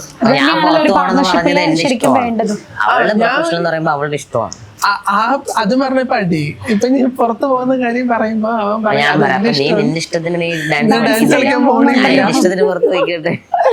അങ്ങനെ. നിങ്ങളുടെ കമ്മ്യൂണിറ്റിയിൽ ഏറ്റവും നല്ലൊരു ഡാൻസറാണ് സിയ. സ്വാഭാവികമായിട്ടും നിങ്ങളുടെ കമ്മ്യൂണിറ്റിയിൽ ഇനിയും കുറെ കാര്യങ്ങൾ പുറത്തെ സമൂഹത്തിലേക്ക് വരണം, കുറെ കാര്യങ്ങൾ ചെയ്യണം എന്നൊക്കെ ഉണ്ടാവുമല്ലോ. അപ്പൊ നൃത്തവുമായി ബന്ധപ്പെട്ട് ട്രാൻസ് കമ്മ്യൂണിറ്റിയിൽ എന്തെങ്കിലും പുതിയ കാര്യങ്ങൾ കൊണ്ടുവരണമെന്നോ അല്ലെങ്കിൽ നൃത്തവുമായി ബേസ് ചെയ്തിട്ട് എന്തെങ്കിലും പുതിയ സംരംഭം തുടങ്ങണമെന്നോ അങ്ങനെ എന്തെങ്കിലും സിയയുടെ മനസ്സിലുണ്ടോ? എന്താണ് നൃത്തവുമായി ബന്ധപ്പെട്ട് ഫ്യൂച്ചറിലുള്ള പ്ലാൻസ്? എനിക്ക് ഭരതനാട്യത്തിൽ ഡോക്ടറേറ്റ് എടുക്കണമെന്നാണ് എൻ്റെ ഒരു ആഗ്രഹം. സോ പഠിത്തം, അത് ഡാൻസ് അതിനെക്കുറിച്ച് നന്നായിട്ട് പഠിക്കണം എന്നുള്ളത് എൻ്റെ ഒരു ആഗ്രഹമാണ്. അത് അല്ലാതെ തന്നെ ഇപ്പോൾ ഓൾറെഡി ഒരുപാടുണ്ട്. ഇപ്പോൾ ട്രാൻസ് കമ്മ്യൂണിറ്റി തന്നെയുള്ള ആളുകൾ, ട്രാൻസ് കമ്മ്യൂണിറ്റിയിലെ മെമ്പേഴ്സിന് പഠിപ്പിക്കുന്ന ഒരുപാട് ടീച്ചേഴ്സ് ഉണ്ട്. ഇപ്പം ഇവൻ സഞ്ജന, അദ്രിജ, ജാനകി എന്നൊക്കെ പറഞ്ഞിട്ട് ഒരുപാട് നല്ല നല്ല നർത്തകിമാരുണ്ട് ട്രാൻസ് കമ്മ്യൂണിറ്റി തന്നെ. അവരെന്നെ ഒരുപാട് പേര് ക്ലാസ് എടുക്കുന്നുണ്ട്. അതുപോലെ തന്നെ ഇപ്പൊ ഒരു അനന്യം എന്ന് പറഞ്ഞിട്ട് ഒരു പദ്ധതിയുണ്ട്, സാമൂഹ്യനീതി വകുപ്പിന്റെ അണ്ടറിലുള്ള ഒരു പദ്ധതിയാണ്. സോ ആ പദ്ധതിയിൽ ഞാനും ഉണ്ട്. അതൊരു ഡാൻസ് ട്രൂപ്പ് പോലെയാണ്. അതിനകത്ത് ഒരുപാട് ഡാൻസ് ഒട്ടും അറിയാത്ത ആളുകൾ അതിനകത്തുള്ളത്. ഡാൻസിന്റെ ABCD പോലും അറിയാതെ അവര് ഓഡിഷൻ ചെയ്തത് എങ്ങനെയാന്ന് വെച്ച് കഴിഞ്ഞാല് ഓരോ ജില്ലകളിലും പോയിട്ട് ട്രാൻസ് കമ്മ്യൂണിറ്റികളെ വിളിച്ചിട്ട് അഭിനയവും അത് പാടാൻ കഴിവുള്ള ആളുകളെയും ഡാൻസ് ചെയ്യാൻ കഴിവുള്ള ആളുകളെയൊക്കെ ഓഡിഷൻ ചെയ്തിട്ട് സെലക്ട് ചെയ്തിട്ടുള്ള ഇപ്പൊ ഏകദേശം ഒരു 10-16ഓളം പേരുള്ള ഒരു ഗ്രൂപ്പാണ് അത്. ഒരുപാട് വേദികൾ ഇപ്പൊ ഞങ്ങളത് പെർഫോം ചെയ്തു. അതിനകത്തുള്ള ആളുകളൊന്നും പെർഫെക്റ്റ് അല്ല കേട്ടോ. എല്ലാവരും പഠിച്ചു വരുന്ന ഈ എന്താ പറയാ താഴെയുള്ള ആളുകളാ. അതിനകത്ത് ചുരുക്കം ആളുകൾ മാത്രമേ ഉള്ളൂ ഇച്ചിരിയെങ്കിലും അതിനെ കുറിച്ച് നോളജ് ഉള്ള ആളുകൾ നൃത്തത്തെ കുറിച്ച്. അപ്പം ഈവൻ ഞാന് അതിൽ അങ്ങനെ 1-2 പേരുണ്ട്. സോ ഞങ്ങളാണ് ഈ അറിയാത്ത ആളുകളെ പോലും പഠിപ്പിച്ച് എടുത്ത് മുന്നോട്ട് കൊണ്ടുവരുവാണ് ചെയ്യുന്നത്. സോ അപ്പൊ അതൊരു വലിയൊരു പ്രോസസ്സാണ്. അപ്പം അല്ലാതെ തന്നെ ഈ ഓരോ പ്രോഗ്രാമിന് ഇപ്പം നമ്മൾ ഫസ്റ്റ് പ്രോഗ്രാമിന് നമ്മളൊരു നടനഗ്രാമം എന്ന് പറഞ്ഞിട്ടുള്ളൊരു സ്ഥാപനമുണ്ട് ട്രിവാൻഡ്രത്ത്. അവിടുത്തെ അധ്യാപകരെയായിരുന്നു അത് പഠിപ്പിക്കാൻ വേണ്ടിയിട്ട് ഏൽപ്പിച്ചിരുന്നത്. പക്ഷേ ചില പ്രശ്നങ്ങൾ കാരണം ഇപ്പൊ അവിടുന്ന് വിട്ടു. ഇപ്പം കഴിഞ്ഞൊരു പരിപാടിക്ക് ഞാനായിരുന്നു അതിനകത്ത് ഒരു ഡാൻസ് ഒക്കെ സെറ്റ് ചെയ്തിട്ടുണ്ടായിരുന്നു. സോ അങ്ങനെ ഇപ്പൊ അതിനകത്തുള്ള ആളുകൾ തന്നെ, കഴിവുള്ള ആളുകൾ തന്നെ വെച്ചിട്ട് അങ്ങോട്ടും ഇങ്ങോട്ടും നമ്മൾ പറഞ്ഞ് അങ്ങനെയൊക്കെ ഡാൻസ് കമ്പോസ് ചെയ്ത് കളിക്കുകയാണ് ഇപ്പൊ അത്. സോ അതൊന്നും നല്ല ലെവലിൽ മുന്നോട്ട് വരണമെന്ന് ഞാൻ ആഗ്രഹിക്കുന്നുണ്ട്. ഈ ട്രാൻസ് കമ്മ്യൂണിറ്റിയിലെ വിവാഹവും അതുപോലെ കുട്ടികളും ഒക്കെ ആയിട്ടുള്ള ജീവിക്കുന്ന ആദ്യത്തെ ആൾക്കാർ, കുഞ്ഞുണ്ടായി ജീവിക്കുന്ന ആദ്യത്തെ ട്രാൻസ് കപ്പിൾസ് നിങ്ങളാണല്ലോ. സ്വാഭാവികമായിട്ടും നിങ്ങളൊരു കുട്ടീനെ വളർത്തുമ്പോൾ നിങ്ങൾക്ക് കുറച്ചും കൂടി എല്ലാ മനുഷ്യരെയും കുറിച്ചുള്ള ഒരു അനുഭവവും അവരെ കുറിച്ചുള്ള ധാരണകളൊക്കെ ഉണ്ട്. നമ്മുടെ സമൂഹത്തിൽ സ്ത്രീയും പുരുഷനും മാത്രമല്ല ഇങ്ങനത്തെയും ആളുകൾ നമ്മുടെ സമൂഹത്തിൽ ജീവിക്കുന്നുണ്ട് എന്നൊക്കെ. അപ്പോൾ കുട്ടീനെ വളർത്തിക്കൊണ്ട് വരുമ്പം ഇത്തരം സംഭവങ്ങളൊക്കെ കൃത്യമായി അവർക്ക് പറഞ്ഞു കൊടുക്കുകയും സ്കൂളിൽ പോകുന്ന സമയത്ത് ഇത്തരം കാര്യങ്ങൾ ഇങ്ങനത്തെയും കുട്ടികളുണ്ടാവാം എന്നൊക്കെ കൃത്യമായി അവർക്ക് പറഞ്ഞു കൊടുക്കണം, അങ്ങനെയൊക്കെ ചിന്തിക്കുന്നുണ്ടോ? അതെല്ലാം ഞങ്ങൾ ആദ്യമേ പ്ലാൻ ചെയ്തിട്ടുണ്ടായിരുന്നു. ഇപ്പം ഈവൻ എങ്ങനെയാണ് അവൾ ഉണ്ടായ കാര്യങ്ങളൊക്കെ നമ്മൾക്ക് അവൾക്ക് പറഞ്ഞു കൊടുക്കണമല്ലോ.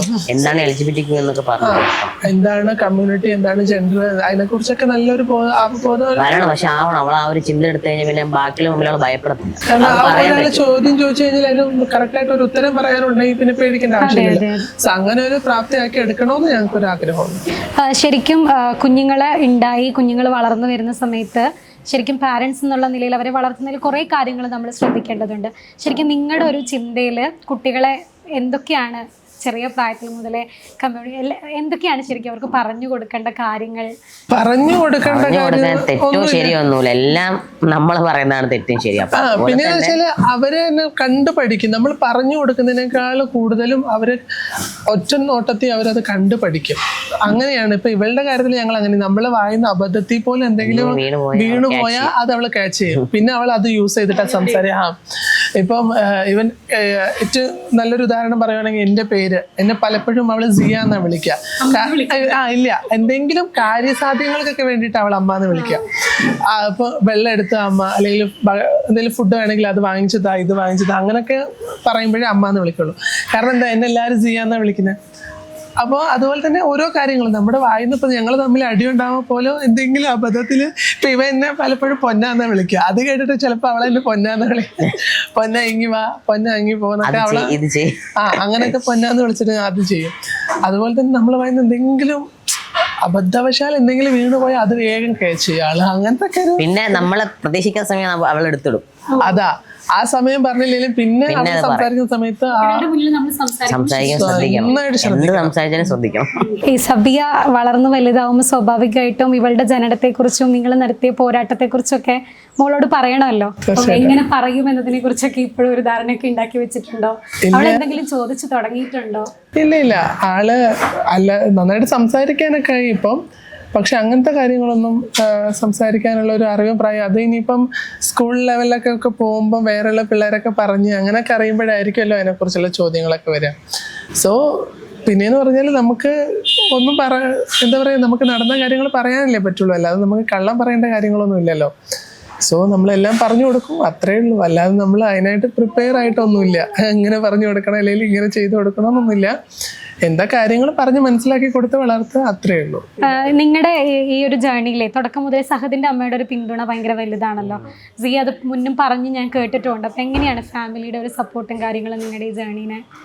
ഫാമിലിയുടെ സപ്പോർട്ട് എന്ന് പറയുമ്പോൾ ഇവൾക്ക് ഓൾറെഡി മിൽക്കില്ലല്ലോ. അപ്പൊ 6 മാസം തൊട്ട് അമ്മയാണ് ഫുഡൊക്കെ കൊടുത്ത് ശരിയാക്കി എടുക്കുന്നത്. ഇപ്പം അമ്മ ഇപ്പം ജോലിക്ക് പോകുന്ന ആളായിരുന്നു. പിന്നെ ഇവള് വന്ന ശേഷം ഫുള്ള് ഇവളുടെ കൂടെ. അപ്പോൾ അമ്മയുടെ സപ്പോർട്ട് ഏറ്റവും വലിയ സപ്പോർട്ടാണ്. കാരണം അവളിപ്പോൾ ഈ ഒരു നിലയിൽ നിൽക്കാൻ കാരണം അമ്മ തന്നെയാണ്. ഒരുപക്ഷെ ഞങ്ങൾ രണ്ടുപേരും ഒറ്റയ്ക്ക് നോക്കുകയാണെന്നുണ്ടെങ്കിൽ ഒരുപക്ഷെ ഞങ്ങൾക്ക് ഇങ്ങനെ ആക്കിയെടുക്കാൻ ഭയങ്കര ബുദ്ധിമുട്ടായി കാണും. അമ്മയാണ് ഭക്ഷണം കൊടുക്കുക. ഇപ്പം നമ്മൾ എന്താ പറയാ, ഈ ഒന്നാമത് ഈ പഴയ ആളുകളായതുകൊണ്ട് അവർക്ക് ഈ കുഞ്ഞുങ്ങൾ തടിച്ചിരിക്കണം, ഉരുണ്ടിരിക്കണം എന്നൊക്കെ പറഞ്ഞിട്ട് മരുന്ന് വാങ്ങിച്ച പ്രായം ഇഞ്ചി വെളുത്തുള്ളി എടുക്കാൻ തേനി കുഴങ്ങി. ഞാൻ പറയും, അമ്മ അത്രയൊന്നും ഭക്ഷണത്തിന്റെ ആവശ്യമില്ല, നമ്മൾ തിന്നുന്ന പോലെ ഇല്ലല്ലോ അവരുടെ കുഞ്ഞു. എപ്പോ ഇങ്ങനെ ഈ പുട്ടില് തേങ്ങ ഇടുന്ന പോലെ ഇടയ്ക്കിടയ്ക്ക് ഇപ്പൊ കഴിച്ചങ്ങ് വന്നിട്ടുണ്ടാവുള്ളൂ. കൊച്ചിന് അത് കൊടുക്കും, കൊച്ചു കണ്ട് ഉണങ്ങിയിരിക്കുന്നു, കൊച്ചിന്റെ വയറിൽ കോഴിക്കോടൊക്കെ പോയിട്ട് വരില്ല. അപ്പം പറയാം കൊച്ചിനെ കൊണ്ടുപോയി നശിപ്പിച്ചു. സ്വാഭാവികമായിട്ട് നമ്മുടെ വീട്ടിലെ അമ്മമാർക്ക് അതൊരു ടെൻഷൻ ഉണ്ടാവുമല്ലോ. എന്താണ് നിങ്ങളുടെ ഏറ്റവും വലിയ സ്വപ്നം? സ്വപ്നം ഹോമാണ് ഒരു നല്ലൊരു വീട്. വീട് അതാണ് ഞങ്ങള് ഇപ്പത്തെ ഏറ്റവും വലിയൊരു ഡ്രീം. പോയാൽ നടത്താം, പക്ഷെ പോവാൻ സമ്മതിക്കണം. അല്ല ഞാൻ എന്തായാലും പോവും. എനിക്ക് ഈ ഒരു വർഷം തന്നെ എങ്ങനെയെങ്കിലും ഒരു വീട് ആക്കി എടുക്കണമെന്നൊരു പ്ലാൻ ഉണ്ട്. കാരണം ആള് സ്കൂളിൽ വിടാനായല്ലോ. ഇനിയിപ്പോ ഈ ഒരു ജൂൺ ഈ ഒരു അധ്യയന വർഷത്തിൽ ഇനിയിപ്പം എന്തായാലും അംഗനവാടിയിലോ 3 വയസ്സാവും. ഈ ഫെബ്രുവരിയിൽ ഇപ്പൊ 3 വയസ്സ് തികയല്ലേ. നമ്മൾക്ക് തന്നെ ഒരു ഇതില്ല. നമ്മളിപ്പോ 6 മാസം കോഴിക്കോട്, 6 മാസം ഒരു പ്രോപ്പർ ആയിട്ട് കാരണം ഞാൻ എന്റെ പ്രൊഫഷനും കൂടെ അങ്ങനെ ആയതുകൊണ്ട് അങ്ങനെ ആക്കിയേ പറ്റുള്ളൂ. കാരണം ശരിക്കും 3 വയസ്സായി മകൾക്ക്. പ്രൗഡാണ് ആക്ച്വലി രണ്ടുപേരും. സംസാരം ഞങ്ങള് ഭയങ്കര ഹാപ്പിയാണ്. അവള് സംസാരിക്കുമ്പോൾ നല്ല രസമാണ് കേൾക്കാനും. പിന്നെ പുറത്തേക്കൊക്കെ ഇറങ്ങുമ്പോഴേ ഇവിടെ ആളുകൾ തിരിച്ചറിയാറുണ്ടോ? ഒത്തിരി പേര്. ഞാൻ ഇന്നാള് അനിയത്തിന് ബുക്ക് കൊടുക്കാൻ റെയിൽവേ സ്റ്റേഷനിൽ പോയി. അപ്പൊ വേറെ സ്ഥലത്ത് പോയി. അപ്പൊ ഒരു ചേച്ചി പുറകിൽ നിന്ന് വിളിച്ചിട്ട് കുഞ്ഞിനെ കൊണ്ടുപോകത്തില്ലേ. ഇന്നിപ്പോ ഇവിടെ എറണാകുളത്ത് വന്ന് ഞങ്ങൾ ഇതുകൊണ്ട് മെട്രോ ഇറങ്ങിയ സമയത്ത് കാലിക്കറ്റ് എങ്ങാണ്ടുള്ളവർ ഒരു ഓഡിഷന് വന്നത് അവരുടെ കുഞ്ഞിനെ കണ്ടിട്ട് അവർക്ക് മനസ്സിലായിട്ട് ഓടി വന്നിട്ട് ഞങ്ങളടുത്ത് വന്ന് ഒത്തിരി പേര് നാട്ടിൽ തന്നെ ഒത്തിരി പേര് ഇപ്പൊ നടന്നു പോകുമ്പോഴൊക്കെ സെബിയനെ കളിപ്പിക്കാനും ചിരിപ്പിക്കാനൊക്കെ ഒത്തിരി പേര്. പിന്നെ ഞാൻ പറഞ്ഞില്ല ഓൾറെഡി ഞങ്ങള് അങ്ങനെ ഒരു എന്താ പറയാ ഞാൻ അങ്ങനത്തെ ഒരു മെന്റാലിറ്റി ഉള്ള ആളല്ല. എല്ലാരും വന്ന് സംസാരിക്കണം, ഫോട്ടോ എടുക്കണം, അല്ല നമ്മള് അല്ല സോഷ്യൽ മീഡിയയിൽ ആക്റ്റീവ് ആണ്, കാര്യങ്ങളൊക്കെ ചെയ്യുന്നുണ്ടെന്നല്ലാതെ എനിക്ക് ആൾക്കാർ ഇഷ്ടമല്ല എന്നല്ല. ഞാൻ ഓൾറെഡി ഞാൻ നോർമലി നടക്കുന്ന സമയത്തൊക്കെ മാസ്ക് ഇട്ടിട്ടാണ് നടക്കുക. ആരും തിരിച്ചറിയണ്ട അല്ലെങ്കിൽ ആരും പെട്ടെന്ന് മൈൻഡ് ഇതാക്കണ്ട എന്നുള്ള രീതിയിൽ ഞാൻ മാസ്ക് ഇട്ടിട്ടാണ് നടക്കാം. അപ്പോൾ അല്ലാതെ BA ഒക്കെ കൂടെ ഉണ്ടാകുമ്പോഴേ ഏറ്റവും കൂടുതൽ. പക്ഷെ ഈ മാസ്ക് ഒക്കെ ഇട്ട് നടന്നാലും ഞാൻ ഒറ്റയ്ക്ക് ഈ ബസ്സിലൊക്കെ പോകുന്ന സമയത്ത് എന്തോരം ആൾക്കാരെ കണ്ടിട്ട് വന്ന് സംസാരിക്കാന്ന് അറിയാമോ? അതൊക്കെ ഒത്തിരി സന്തോഷമാണ്. അല്ലാതെ എനിക്ക് ഇങ്ങനെ ആഗ്രഹമില്ല നമ്മൾ പുറത്തോട്ട് ഇറങ്ങുമ്പോഴത്തേനും എല്ലാരും വന്ന് വളയണം, നമ്മളെ ഫോട്ടോ എടുക്കണം, അങ്ങനത്തെ ഒരു അത്തരം ഒരു മെന്റാലിറ്റി ഒന്നുമില്ല. ഒത്തിരി പേർക്ക് ഇഷ്ടമാണ്. ഇപ്പൊ ഈവൻ എന്താ പറയാ ഒരുപക്ഷെ ചിലപ്പോ നമ്മളെ കമന്റ് ബോക്സിലൊക്കെ വന്ന് ചിലപ്പോൾ എന്തെങ്കിലുമൊക്കെ തെറിയിട്ട് വിളിച്ചതോ അല്ലെങ്കിൽ എന്തെങ്കിലും നെഗറ്റീവ് കമന്റ് ഇട്ട ആൾക്കാരായിരിക്കും. നേരിട്ട് കാണുമ്പോൾ അങ്ങനത്തെ അനുഭവങ്ങൾ ഉണ്ടായിട്ടുണ്ട്. എന്റെ അടുത്ത് നേരിട്ട് വന്ന് പറഞ്ഞ ആൾക്കാരുണ്ട്, ഞാൻ നെഗറ്റീവ് ഇട്ടിട്ടുണ്ടായിരുന്നു നിങ്ങളുടെ കമന്റിൽ, സോറി എന്ന് നേരിട്ട് വന്ന് പറഞ്ഞ ആൾക്കാരുണ്ട്. സോ നേരിട്ട് കാണുമ്പോൾ എല്ലാവർക്കും അങ്ങ് മാറും. ഈ കഴിഞ്ഞ ദിവസം നടന്ന നിങ്ങളുടെ കമ്മ്യൂണിറ്റി തന്നെ ഒരാളുടെ കല്യാണ വീഡിയോയില് സബിയനെ ഭയങ്കരമായിട്ട് ആളുകൾ, അത് നിങ്ങളുടെ കമ്മ്യൂണിറ്റി തന്നെയുള്ള ആളുകളുടെ എല്ലാവരുടെയും ഒരു മോളെ പോലെയാണല്ലോ സബിയനെ കാണുന്നത്. എങ്ങനെയാണ് കമ്മ്യൂണിറ്റിന്റെ ഉള്ളിൽ നിന്ന് നിങ്ങൾക്കുള്ള ഒരു പിന്തുണയൊക്കെ? നെഗറ്റീവ് പറയുന്നവരുണ്ട്, പോസിറ്റീവ് പറയുന്നവരുണ്ട്. സ്വാഭാവികമായിട്ട് എല്ലായിടത്തും ഉള്ള പോലെ തന്നെ ഉണ്ടാവും. 2 തരം ആളുകൾ എല്ലായിടത്തും ഉണ്ടാവുമല്ലോ. സോ അത്രേ ഉള്ളൂ. ഞാൻ പറഞ്ഞില്ലേ, പിന്നെ ഞങ്ങൾ ഒന്നിലും ബോധേഡല്ല. ആരുടെ കമ്മ്യൂണിറ്റിയുടെ കാര്യത്തിലായാലും സൊസൈറ്റിയുടെ കാര്യത്തിലായാലും ഞങ്ങൾ ബോധേഡ്. നിങ്ങൾ നിങ്ങളുടെ ജീവിതം നിങ്ങൾക്ക് ഇഷ്ടമുള്ളതുപോലെ ജീവിക്കുന്നു. എല്ലായിടത്തും ഞങ്ങളുണ്ട്. കമ്മ്യൂണിറ്റിയിൽ എതിരുള്ള ആൾക്കാരോട് ഞങ്ങൾക്ക് സ്നേഹമുള്ളൂ, ഇഷ്ടമുള്ള ആൾക്കാരോട് ഞങ്ങൾക്ക് സ്നേഹമുള്ളൂ. അല്ലാതെ വേറെ ബുദ്ധിമുട്ടൊന്നുമില്ല. അല്ലാതെ ഇവിടുന്ന് ഇന്നേ വരെ ഞങ്ങൾക്ക് നേരിട്ടിട്ടൊന്നും ആരും അങ്ങനെ ഇച്ചിപ്പോന്ന് പറയുന്ന പോലെയോ അല്ലെങ്കിൽ മുഖം കറുപ്പിച്ച് സംസാരിക്കുകയോ മൈൻഡ് ചെയ്യാണ്ടിരിക്കുകയോ അങ്ങനൊന്നും ഇതുവരെ ഒരു അനുഭവം ഉണ്ടായിട്ടില്ല.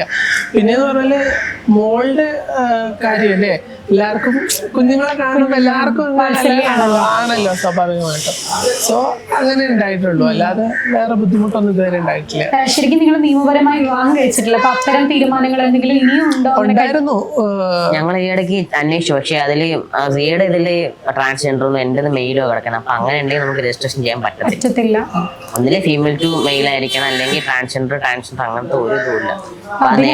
നമ്മൾ സംസാരിച്ചതുപോലെ എന്തെങ്കിലും ഹർജിയുമായിട്ട് വീണ്ടും സമയമില്ല. സംസാരിച്ചിട്ടുണ്ടായിരുന്നു വക്കീലുമായിട്ട്. ശരിക്കും എന്റെ കല്യാണം ഒക്കെ മനസ്സിലുണ്ടോ? എനിക്കും ഉണ്ടായിരുന്നു അങ്ങനെയൊക്കെ ഒരു പ്ലാൻ ഉണ്ടായിരുന്നു, ഒരു കല്യാണം പോലെയൊക്കെ ചെയ്യണം എന്നൊക്കെ എനിക്കുണ്ടായിരുന്നു. പക്ഷെ ഇപ്പൊ പിന്നെ ഇങ്ങനെ നമ്മുടെ ലൈഫ് ഭയങ്കരമായിട്ട് ബിസി ലൈഫാണ്. വിവാഹം എന്ന് പറയുമ്പോൾ കെട്ടിക്കൂട്ടെന്ന് ആൾക്കാരെ കാണിക്കാം. അതാണ് ഞാൻ ചടങ്ങ് ആൾക്കാരെ കാണിക്കാം. നമ്മള് ഒരു കൊണ്ടുവന്നു കഴിഞ്ഞാൽ ഞങ്ങൾ ഒരുമിച്ച് ജീവിക്കുന്നില്ലേ, കല്യാണം കഴിച്ചതിനേക്കാളും ഹാപ്പി ആയിട്ടാണ് ഞങ്ങളുടെ ലൈഫ് മുന്നോട്ട് കൊണ്ടുപോകുന്നത്. ലിവിങ് ടുഗദർ എന്നൊക്കെ വേണമെങ്കിൽ പറയാം. ഞങ്ങളുടെ ഒരു വിവാഹം എന്ന് പറയുമ്പോൾ ചടങ്ങാണ് ആക്ച്വലി. അത്രേ ഉള്ളൂ. രണ്ടുപേരുടെ വിശ്വാസങ്ങളൊക്കെ എങ്ങനെയാ? ആക്ച്വലി ഞാൻ ഓർത്തഡോക്സ് നല്ലൊരു മുസ്ലിം ഫാമിലിയിലാണ് ജനിച്ചു. ഞാൻ ഈ ഇടയ്ക്ക് പറഞ്ഞു കൊച്ചിന് സ്നാനം കൊടുക്കുക. അപ്പൊ അമ്മ ഇങ്ങനെ പറയുന്നുണ്ട് വയസ്സായി പോവില്ല, അപ്പൊ എന്തെങ്കിലും സ്റ്റാൻഡ് വേണം, അപ്പൊ അമ്മ പറഞ്ഞു നമുക്ക് പള്ളിയിൽ പോയി, ഞാൻ ക്രിസ്ത്യനാണ്, അപ്പൊ അമ്മ പറഞ്ഞു പള്ളിയിൽ പോയി സ്നാനം കൊടുക്കാം, അമ്മ തന്നെ തല തൊട്ട് കൊടുക്കുമെന്നൊക്കെ പറഞ്ഞു. അപ്പൊ ഇവക്ക് ഇഷ്ടമല്ല. അപ്പൊ ഞാനും പറഞ്ഞത് ശരി ഒരു മാസത്തിൽ ഓടും, പക്ഷെ സ്കൂളിലൊക്കെ ചേർക്കുമ്പോൾ എന്തായാലും ഒരു ഇത് വേണമല്ലോ. അപ്പൊ ആ ഒരു ഇതിലാണ് അമ്മ പറഞ്ഞത്. അപ്പം ഇവക്ക് ഇഷ്ടം പറഞ്ഞപ്പോ ഞാൻ വിട്ടു. വേണ്ട, എന്തിനാ അത്? അല്ല, നാളൊരു സമയം അവക്കതൊരു ബുദ്ധിമുട്ടാവും. നമ്മൾ സ്കൂളിൽ ചേർക്കുമ്പോഴും നമ്മൾ കാസ്റ്റ് വയ്ക്കണം, എന്തായാലും ഏത് ജാതി. നമ്മളൊക്കെ ഇപ്പൊ ഒരു പക്ഷേ അങ്ങനെ ഒരു ലെവലിലാ ജീവിച്ച് വന്നേ, എന്നിട്ട് ഇപ്പൊ നമ്മൾ അങ്ങനെയല്ലല്ലോ ജീവിക്കുന്നേ. സോ പിന്നെ ഞാൻ ചിന്തിക്കുന്നത് ഞാൻ എന്റെ പേരൊക്കെ മാറ്റി എന്നാലും നമ്മള് മരിച്ചു കഴിഞ്ഞാൽ നമ്മളെ പഴയ പേര് വെച്ചിട്ട് തന്നെ സെമിത്തേരിയിൽ അടക്കാം. ആ ഒരു ഇത് മാത്രമേ ഉള്ളൂ.